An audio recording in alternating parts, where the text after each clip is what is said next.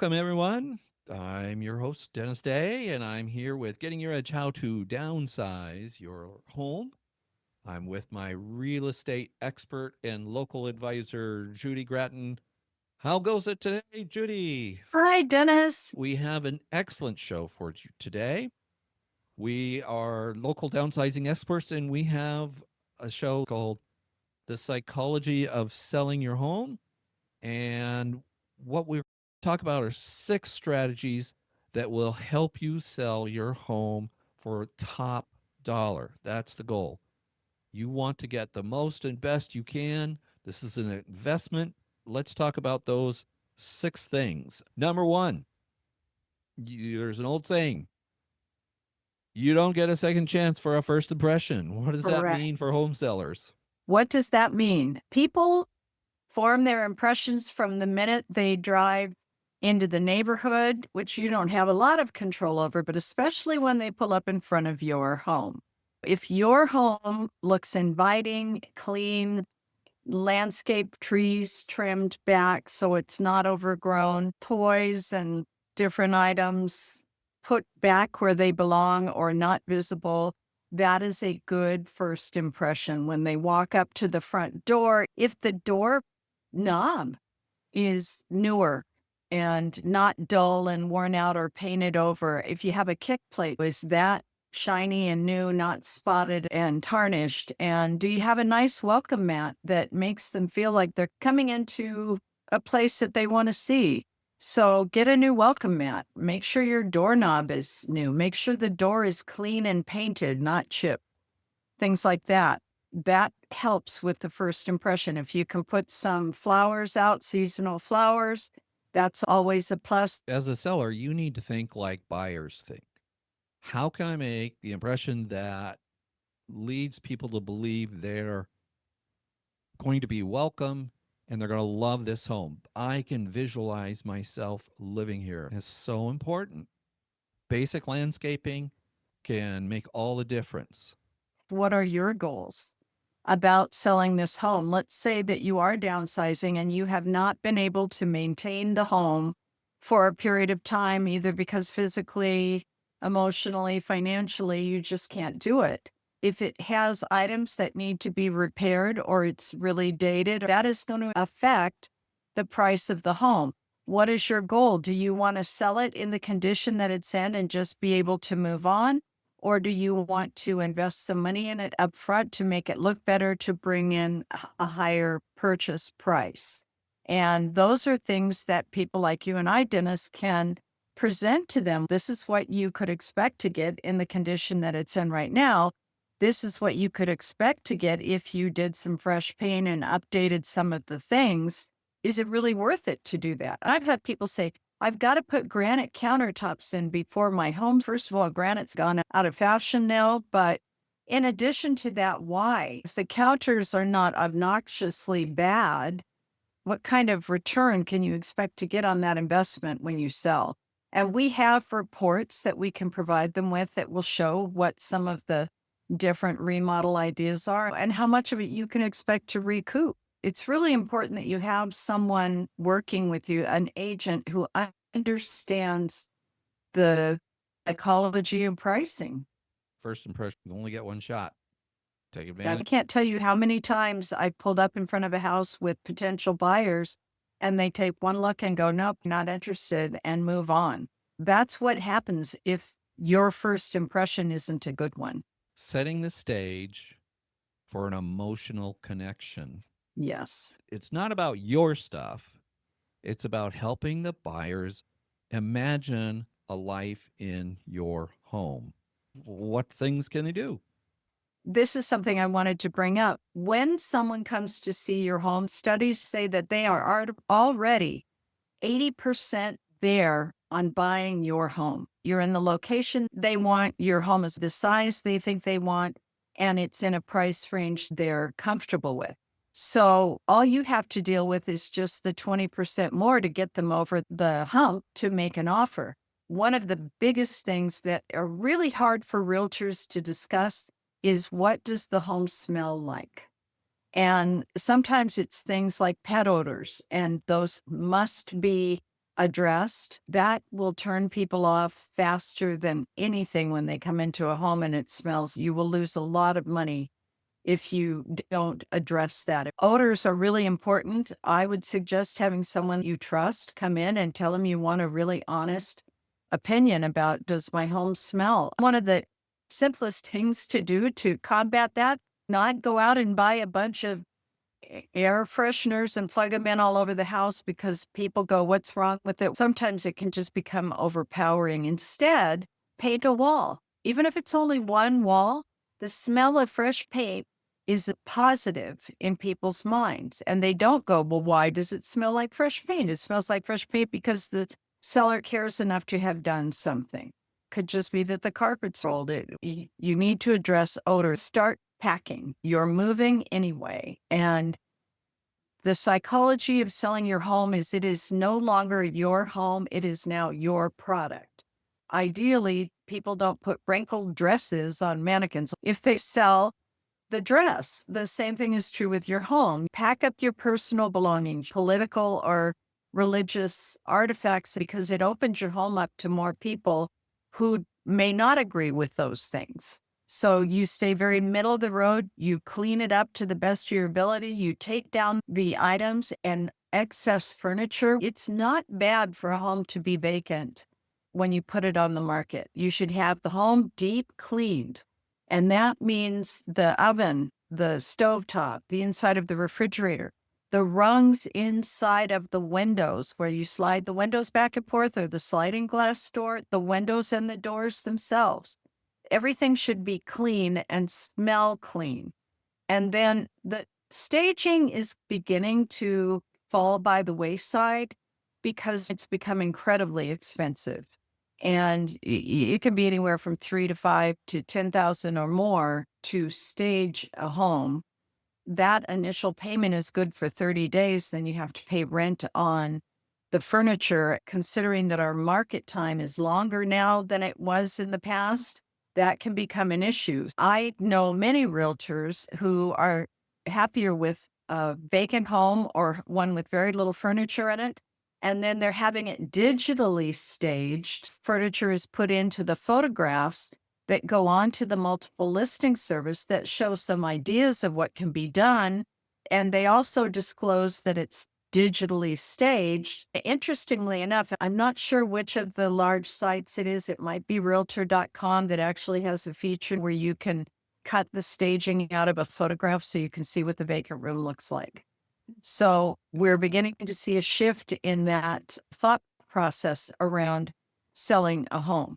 Don't feel that you absolutely have to have staging, but it needs to be as clean as you can get it. Your personal items need to be removed. The majority of the furniture needs to be removed.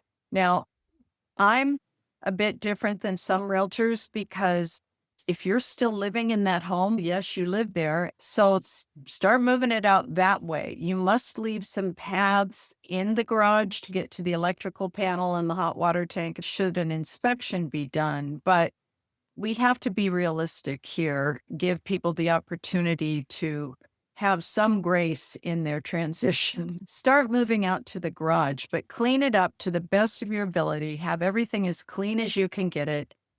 Caulking around the sinks, tubs, and toilets. Make sure that's clean and not moldy or missing. Those sorts of things will indicate to a buyer that you care, and they start feeling more comfortable that they could put their furniture in this home.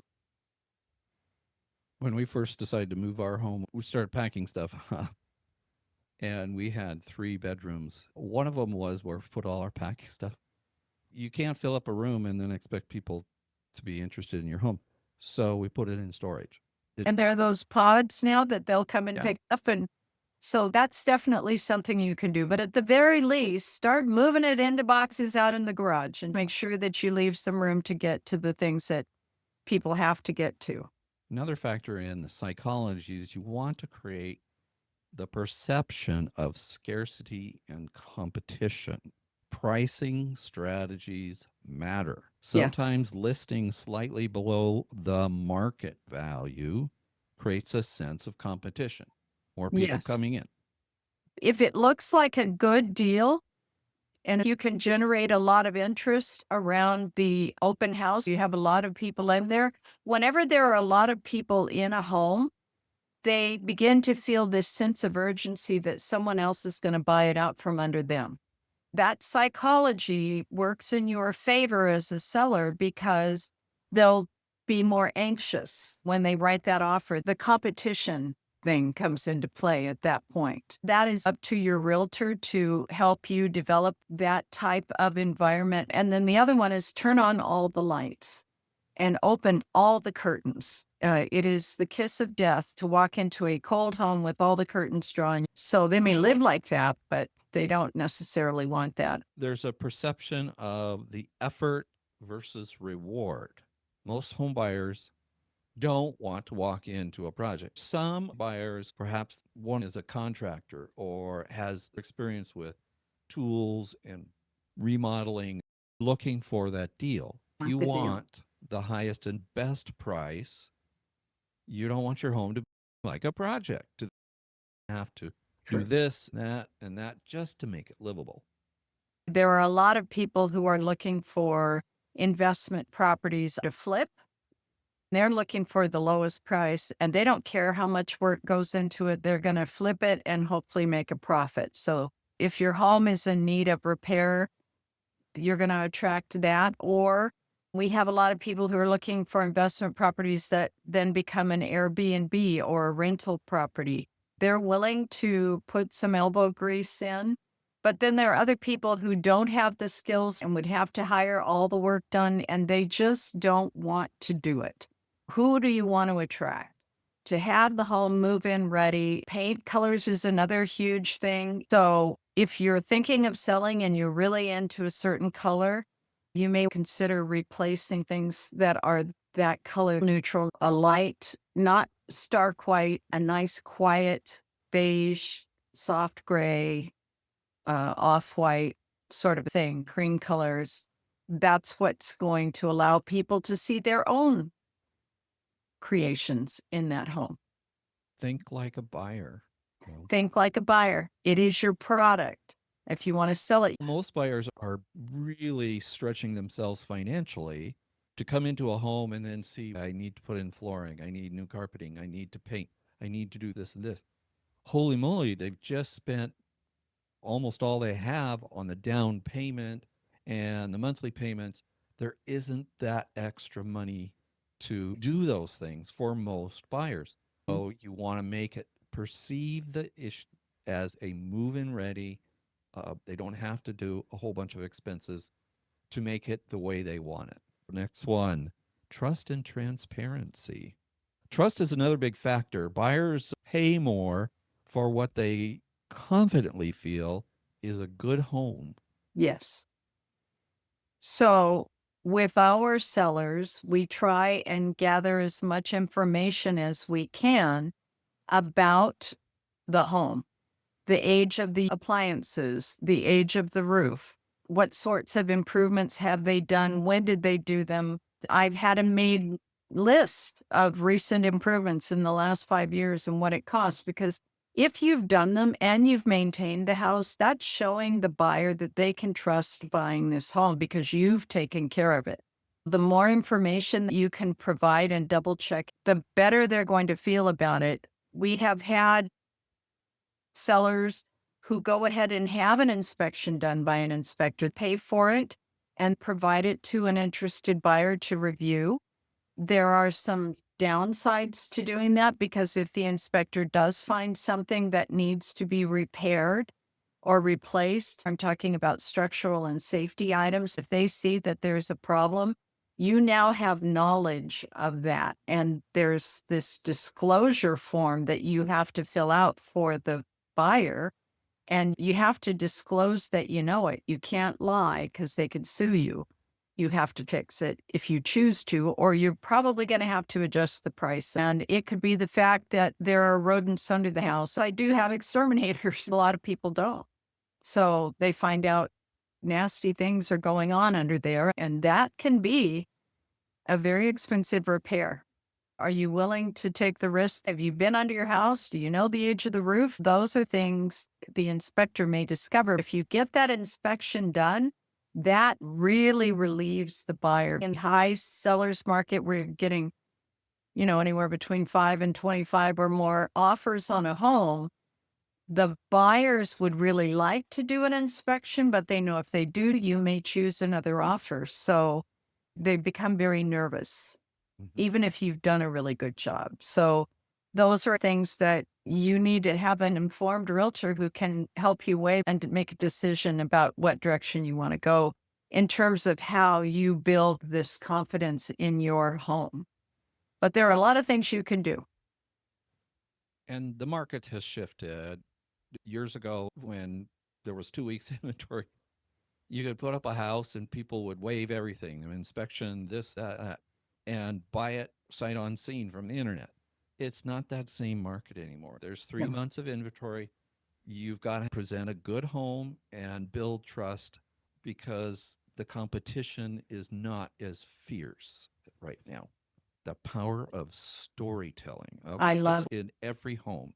There are ways that sellers can tell a story that makes buyers more interested and love the home.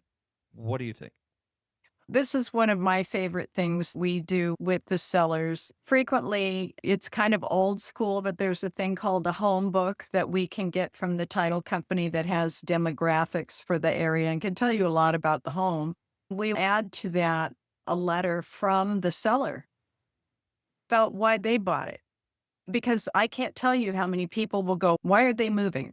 And so the seller, if they'll write a letter, we put it in the front of that book. I even upload it to the listing. So if the agent for the buyer wants to pass that on to the buyer, they have some idea of who that person was living in that home and why they're leaving. It can be things like, I love my neighborhood. We have a great community here. We help each other. Our kids play together.